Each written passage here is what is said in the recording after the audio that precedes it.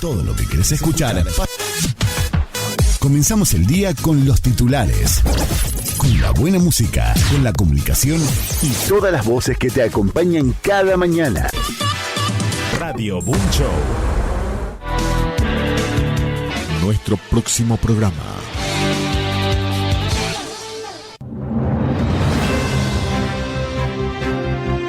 Conectamos con el mundo. Estas son las noticias. Panorama de noticias.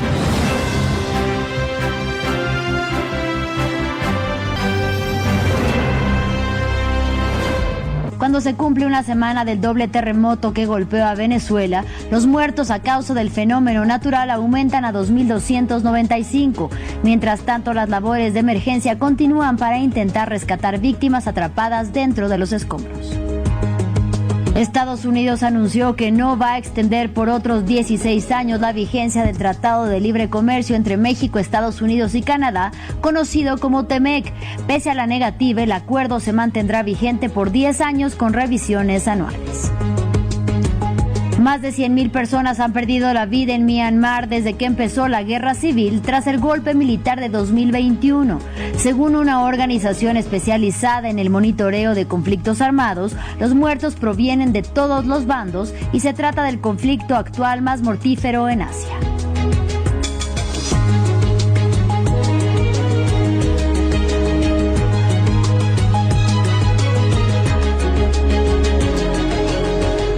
Iniciamos en Venezuela, donde se cumple una semana del doble terremoto que golpeó al país sudamericano. El gobierno encargado anunció que los muertos ascienden a 2.295, mientras que los heridos llegan a más de 11.000. Ese es el desolador panorama en el país que busca recuperarse tras la tragedia. Jesús Yajure con la información. Fue como si la catástrofe llegara sin avisar y se extendiera en sacudidas, estruendo y polvo. Ningún venezolano sospechaba que el mayor terremoto del país en un siglo sería seguido apenas 39 segundos después por un segundo terremoto aún más potente. Los primeros relatos describían segundos, apenas instantes, como minutos agónicos. Tras años acumulando tensión, las placas tectónicas sudamericana y del Caribe rompieron en lo que ya es visto como uno de los peores desastres sísmicos en América Latina, con miles de muertos, lo mismo de lesionados y, según la ONU, al menos 50.000 desaparecidos bajo las ruinas de lo que se estima son más de 58.000 edificaciones destruidas o dañadas. Y lo fue terrible.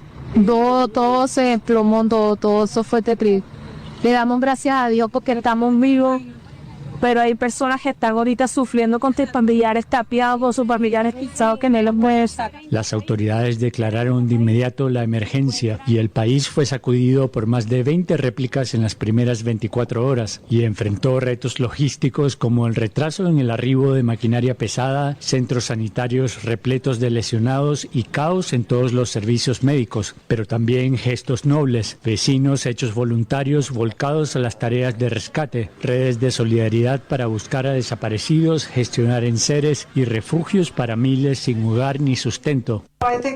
Creo que el presupuesto que tenemos ahora definitivamente no cubrirá la totalidad del desastre. Por eso el PMA hizo un llamado inicial de $50 millones para comenzar a cubrir durante los primeros 3 meses las necesidades de las poblaciones que requerirán asistencia alimentaria.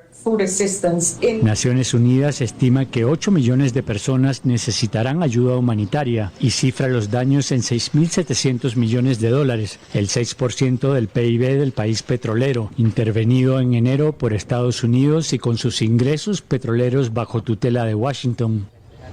France 24 está de regreso en la zona más afectada por los terremotos y nuestra corresponsal Daniela Zambrano ha hecho un recorrido por el estado La Guaira, donde avanzan las labores de emergencia y nos envió el siguiente reporte. Ahora nos encontramos en lo que eran las residencias Coral Beach, en Los Corales, una zona totalmente devastada tras este terremoto. Específicamente en este punto se encuentran los denominados topos aztecas, este grupo de rescatistas mexicanos especializados en detectar alguna señal de vida bajo los escombros. Aquí están a la búsqueda de 2 niños que podrían estar debajo de los escombros. Hasta ayer familiares decían que emitían algún tipo de señal, por lo que ellos continúan las labores de remoción de escombro para intentar dar donde ellos están. Escuchemos parte de las declaraciones que nos ofrecía el topo mayor, el líder de este grupo de rescatistas mexicanos. Quedó un gran espacio donde los chiquitos pueden andar caminando ahorita.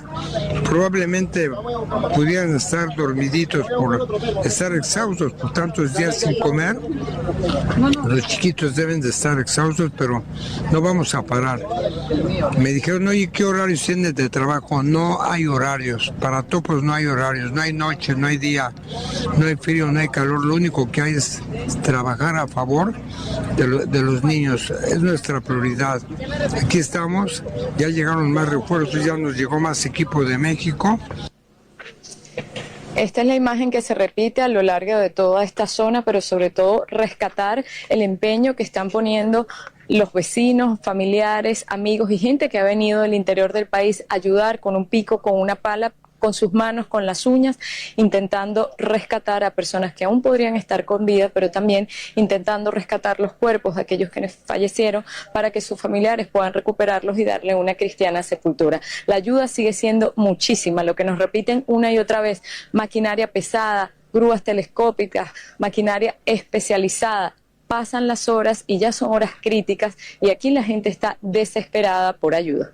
Vamos ahora hasta el norte del continente, y es que este miércoles era un día clave para definir el futuro del Tratado de Libre Comercio de Norteamérica que integran México, Estados Unidos y Canadá. Tras una reunión virtual con los equipos de los 3 países, Washington finalmente informó que no va a renovar el pacto por otros 16 años, tal y como está redactado el texto del TEMEC. Previamente, nuestro corresponsal en Ciudad de México, Jorge Hurtado, nos explicó cuáles fueron las razones del rechazo de la administración Trump.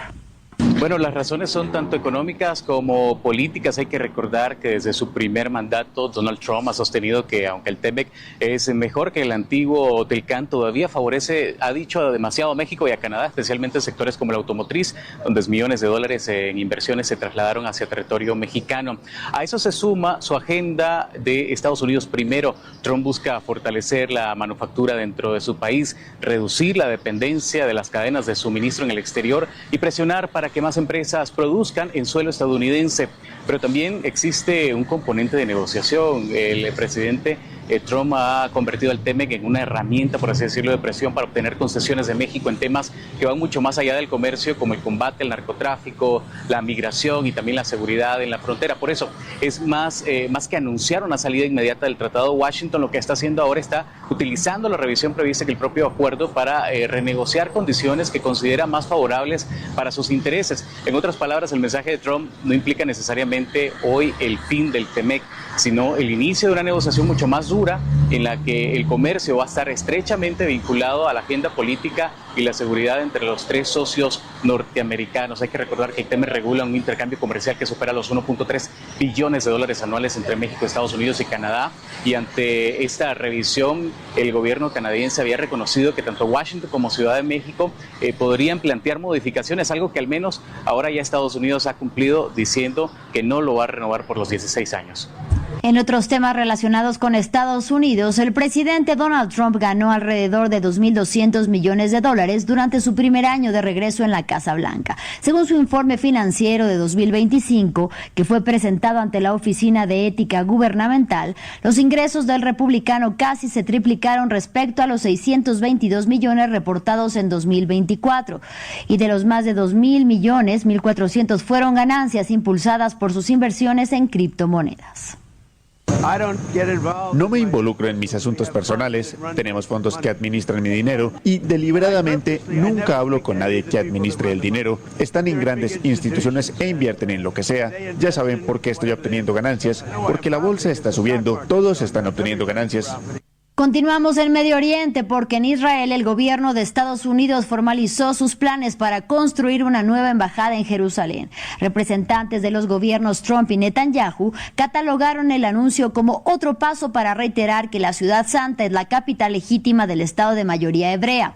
Actualmente solamente la Unión Americana y otros países tienen el centro de sus relaciones diplomáticas en esta histórica urbe. Hablamos de 6 naciones. Diego Bazzani con los detalles. Estados Unidos anuncia la construcción de una nueva embajada en Jerusalén. Este miércoles, el embajador Mike Huckabee y el ministro de Exteriores de la administración Netanyahu, Gideon Sa'ar, dieron a conocer los planes para que se construya un nuevo edificio diplomático en la denominada Ciudad Santa, una edificación que se alzará en terrenos donados por el gobierno israelí, un símbolo que refuerza la postura del gobierno Trump sobre que Jerusalén es la capital de Israel. Pero este acuerdo es más que una simple cesión de terreno, es una declaración que reconoce la historia y una declaración sobre la construcción del futuro.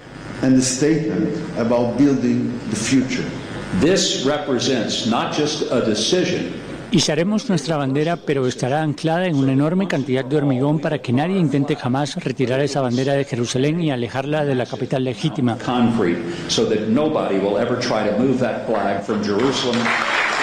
El Estado de Israel reivindica que Jerusalén es la capital legítima de su país. De su lado, los movimientos políticos palestinos también reclaman que esta histórica ciudad le pertenece a su pueblo. Los acuerdos de Oslo de 1995 dividieron a Jerusalén en 4 zonas, una de ellas totalmente a cargo de la Autoridad Nacional Palestina. Sin embargo, a lo largo de los años, Israel ha ido desplazando a la población palestina del territorio a través de la expansión progresiva de las colonias judías. Actualmente, únicamente Estados Unidos, Paraguay, Guatemala, Honduras, Kosovo, Fiyi y Papúa Nueva Guinea tienen embajadas en Jerusalén. El resto de países que reconocen al Estado de Israel tienen su representación diplomática en Tel Aviv. Aunque algunos aliados del gobierno Netanyahu, como el presidente de Argentina, Javier Milei, han anunciado su voluntad de cambiar la embajada de su país a la Ciudad Santa. Francia ya tiene fecha para las elecciones presidenciales del 2027. Será el 18 de abril la primera vuelta y la segunda el 2 de mayo. El anuncio no ha dejado satisfechas a todas las fuerzas políticas y tiene lugar a tan solo 6 días de que se dé a conocer el fallo del Tribunal de Apelaciones francés previsto para este 7 de julio sobre la sentencia de inhabilitación de Marine Le Pen para cargos públicos durante 5 años. La líder de Agrupación Nacional es acusada por malversación de fondos europeos y sabrá entonces si puede o no presentarse como candidata de la derecha a los comicios en el que sería su 4º intento por llegar al Elíseo. Sabemos cómo gestionar el 1 de mayo en Francia, ya sea antes o después de unas elecciones presidenciales. No estoy segura de que hubiera sido mucho más sencillo después. Confiemos en nuestras fuerzas del orden. Confiemos también, espero, en la responsabilidad de las fuerzas políticas que respetarán esta norma, que me parece obvia e importante. El silencio republicano que precede al día de las elecciones. Y una vez más, confiemos en la inteligencia del pueblo francés.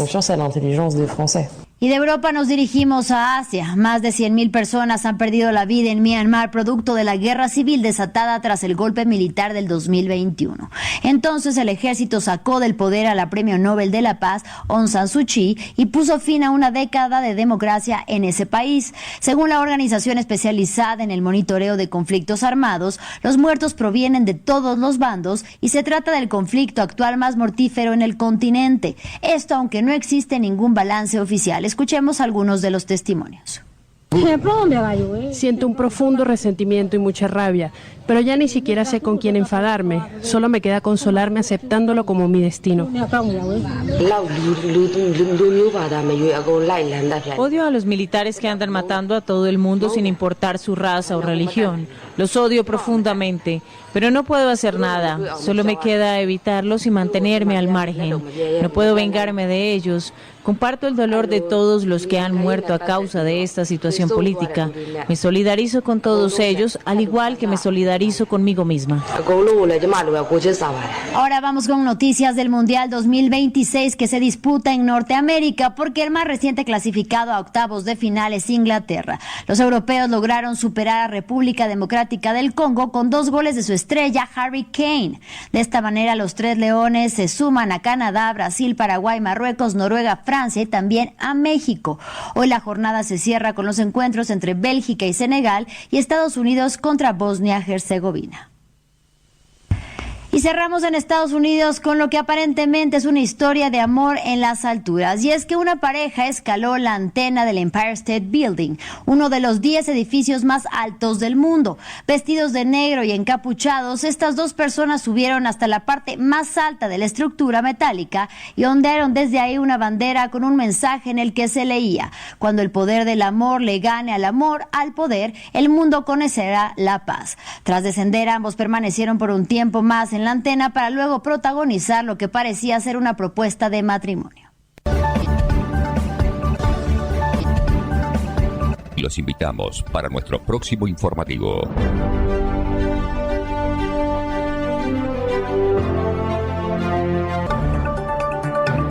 Y estos son nuestros titulares.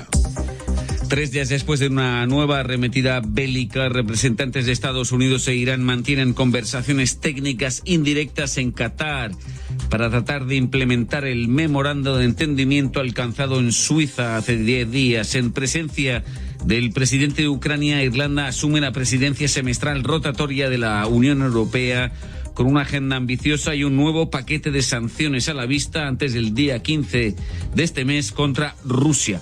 En Venezuela se eleva a casi 2.300 el último balance de fallecidos tras el doble terremoto de hace una semana. Con esta otra cita, Estados Unidos declina extender el Tratado de Libre Comercio con México y Canadá en su forma actual. FIFA Copa del Mundo de Fútbol en América del Norte. Inglaterra supera por la mínima 2-1 a RDC Congo. Se enfrentará con México en octavos. Acaba de terminar, tras una prórroga, el Bélgica-Senegal con un improbable resultado 3-2, remontando los belgas. Un marcador adverso de 2 tantos. Noticias. Al día de hoy se contabilizan 2.295 personas fallecidas, 11.267 personas heridas. Hasta este momento podemos contar 782 réplicas, repito, 782 réplicas desde el pasado miércoles 24 de junio a las 6:02 de la tarde. Cifras que adelantaba esta tarde el presidente del Parlamento venezolano, Jorge Rodríguez, o cifras preliminares a medida que se va extinguiendo la esperanza de encontrar todavía entre los escombros de decenas de edificios derrumbados como castillos de naipes a eventuales sobrevivientes. Ella estaba en el piso 6, sacamos ya a 10, me falta solo ella. Claro, no, porque nosotros estamos haciendo la búsqueda familiarmente, pues, pero una vez que tenemos a gente visualizada, intentamos sacarla, pero cuando se nos pone complejo, necesitamos ayuda, buscamos los otros profesionales para que sigan ayudándonos si no está en nuestras manos, porque lo estamos haciendo nosotros con las manos y las uñas. Juan Rodríguez, que todavía busca a su hermana al pie de un edificio caído en La Guaira. Una semana de duelo nacional decretaba hoy la presidenta interina Delcy Rodríguez. La ONU, que estima en decenas de miles los desaparecidos, trata de coordinar el enjambre de equipos internacionales de rescatistas, algunos de los cuales se han quejado de trabas impuestas por el gobierno para acceder a ese estado de La Guaira, el más afectado. Contactado hace ya unas horas por Paula Estañol, RFI, Sebastián Mocárquer es miembro de ese equipo de coordinación de la ONU. Hemos trabajado en más de 150 estructuras. Estamos todavía en una fase muy activa de rescate. Si bien ya hemos cubierto una gran cantidad de estructuras y la cantidad de reportes de personas vivas que hemos recibido y encontrado ha ido bajando, seguimos todavía teniendo algunos resultados positivos de la búsqueda que estamos realizando. ¿Cuál ha sido, a su juicio, lo más complejo de estos días de labores que ustedes vienen desarrollando allí en Venezuela? En la zona de La Guaira, cuando hemos llegado, no hay señal o conectividad móvil, no hay electricidad, tampoco suministro de agua en muchas partes, y la población durmiendo fuera de las casas por el temor a volver a sus edificios o viviendas. Eso es un contexto desafiante porque hemos enfrentado limitaciones de comunicación, congestión que demora los traslados, etc. Hemos trabajado estrechamente con la autoridad venezolana para superar eso y progresivamente hemos ya tenido mayor eficiencia en las operaciones. Ahora, nuestras estructuras también, los colapsos han presentado desafíos importantes porque son estructuras muy grandes las que han sido derrumbadas y de repente, por ejemplo, se ha caído un edificio en el cual estamos trabajando, pero al lado hay un edificio que no ha colapsado, pero ha resultado seriamente dañado y que tiene peligro de colapsar sobre la estructura sobre la cual estamos trabajando. צה"ל לא ייסוג ויישאר באזורי הביטחון בלבנון, בסוריה, Y siempre esa misma piedra en el mismo zapato, la seguridad del norte de Israel, la ocupación del sur del Líbano. En Israel, en pleno contexto preelectoral, el ministro de la Defensa, Israel Katz, declaró este miércoles que el ejército israelí permanecerá por una duración indeterminada en el Líbano, suroeste de Siria y Franja de Gaza, en lo que calificó zonas de seguridad destinadas a proteger a la población israelí. Entre tanto, en Estados Unidos,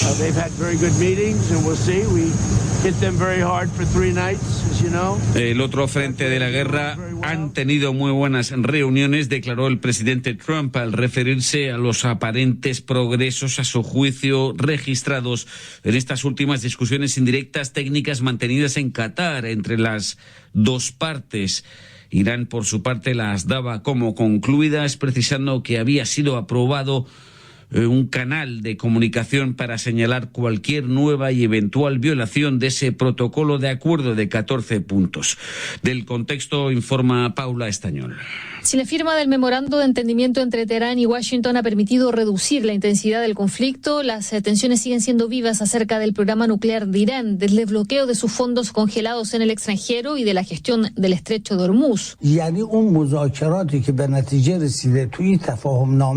quiere ahora centrar las discusiones en la implementación de las cláusulas del protocolo de acuerdo relativas al fin de las hostilidades en el Líbano y el estrecho marítimo, declaró el negociador jefe iraní Mohammad Bagher Ghalibaf.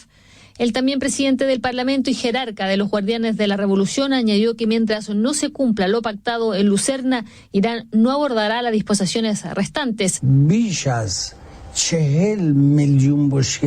También indicó que desde el levantamiento del bloqueo estadounidense de los puertos iraníes, Irán ha exportado más de 40 millones de barriles de petróleo. We must support every step that makes it harder for Russia. Hay que actuar para que la guerra de Rusia sea cada vez más dura y difícil. Palabras del presidente ucraniano Volodymyr Zelensky en Dublín, donde el gobierno irlandés tomaba hoy las riendas de la presidencia semestral rotatoria de la Unión Europea. A eso vamos en unos segundos más. En un día en que otras 6 personas perdían la vida, decenas resultaban heridas en varios bombardeos rusos sobre distintas regiones ucranianas. Según los datos del Ejército del Aire ucraniano, sin embargo, Rusia lanzaba a lo largo del mes de junio menos drones, menos misiles que en el mes de mayo. Carlos Herranz. A lo largo del mes de junio, Moscú lanzó 5.750 drones de largo alcance y 180 misiles contra el territorio ucraniano fuera de las zonas de combates terrestres, es decir, una disminución del 29 y del 15% respecto al mes de mayo, después de varios meses marcados por una cifra récord de bombardeos. En cambio, Ucrania ha intensificado estos meses pasados sus bombardeos en Rusia, privilegiando los ataques con drones contra las infraestructuras petroleras rusas, principal fuente de financiación del esfuerzo de guerra de Moscú, y contra las líneas de suministro del frente bélico. El ministro ucraniano de la Defensa, Mikhailo Fedorov, afirmó hoy que el ejército ruso enfrenta crecientes dificultades para abastecer a su infantería de primera línea. Irlanda asumió hoy por octava vez esa presidencia rotatoria semestral de la Unión Europea. Por octava, mejor dicho, vez desde su entrada en el bloque hace más de 5 décadas, en ese papel de semestral o de mediador imparcial en las negociaciones entre y con los 26 países restantes de la Unión.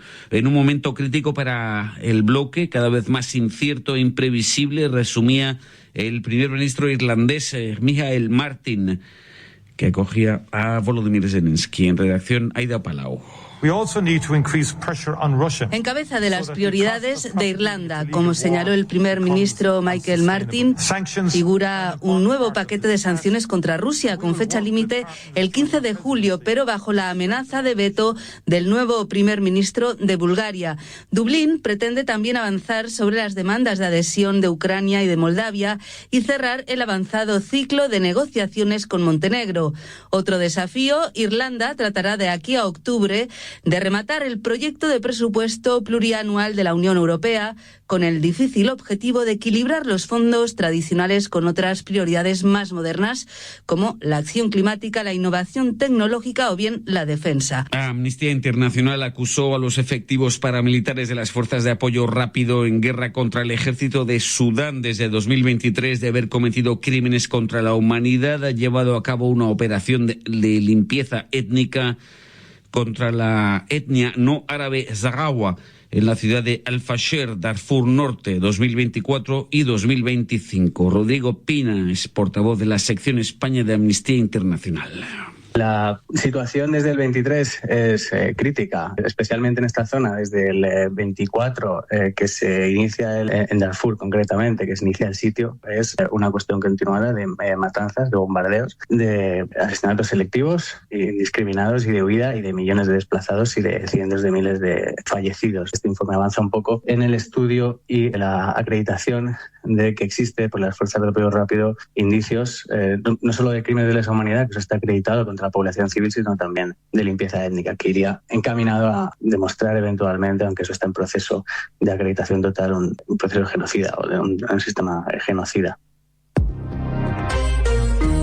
A través de su representante comercial Jamieson Greer, Estados Unidos anuncia que declina extender el Tratado de Libre Comercio con Canadá y México, el de América del Norte, tal y como está. Decidió optar por efectuar revisiones anuales del texto.